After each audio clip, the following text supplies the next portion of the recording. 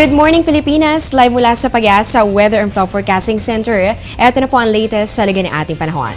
Para po sa araw ito ng Pasko, patuloy pa rin po sa pag-iral ang dalawang weather systems sa loob ng ating Philippine Area of Responsibility. Kabilang pa rin po dito, itong northeast monsoon o yung hanging amihan makakaapekto pa rin sa northern hanggang sa may central Luzon, habang ito po nga tail end of a cold front ay makakaapekto naman dito po yan sa may eastern Visayas. At bukod po dito sa dalawang weather systems sa loob ng ating farm, meron po tayong binabantayan na isa pang sama ng panahon naman sa labas po yan ng ating Philippine Area of Responsibility. Ayon po sa Pag-asa, ito po ay huling namataan sa line 1,540 kilometers east of Mindanao at patuloy po natin yung babantayan sa mga susunod pang mga oras at araw.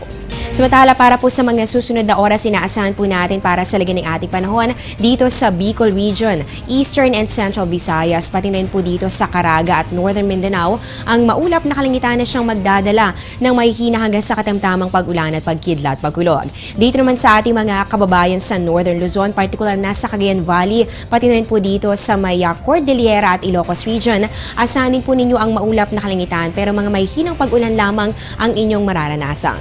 At dito naman sa atin sa Metro Manila at sa natitirang bahagi po ng ating bansa, magiging merry ang ating Christmas dahil po maganda po ang panahon maliban na lamang sa chances pa rin po ng mga pulupulong pag-ulan o pagkidlat, pagkulog, lalong-lalo na po yan mamayang hapon o kaya naman ay mamayang gabi.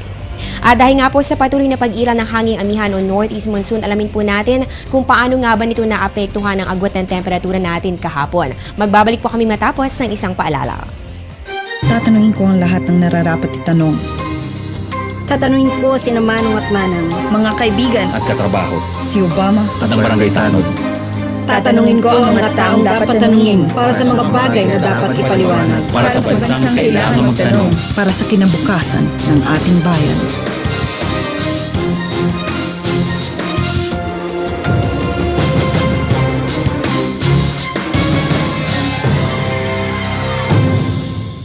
Kahapon po ay nagpatuloy pa rin ang pag-iral ng northeast monsoon o hanging amihan at yan po ay nakaapekto particular na dito sa northern at ganun din sa may central Luzon. Kaya sa puntong ito, alamin po natin kung ano nga ba ang naitala po ng Pag-asa na 5 pinakamababang temperatura kahapon, araw po ito ng Miyerkules. Ayon po sa datos ng Pag-asa, nangunguna pa rin dito ang Baguio City, nakapagtula po tayo ng 16 degrees Celsius, habang dito naman sa may Basco, Batanes, umabot po ito ng 17 degrees Celsius. Sa Itbayat, Batanes, umabot po ito ng 18 degrees Celsius.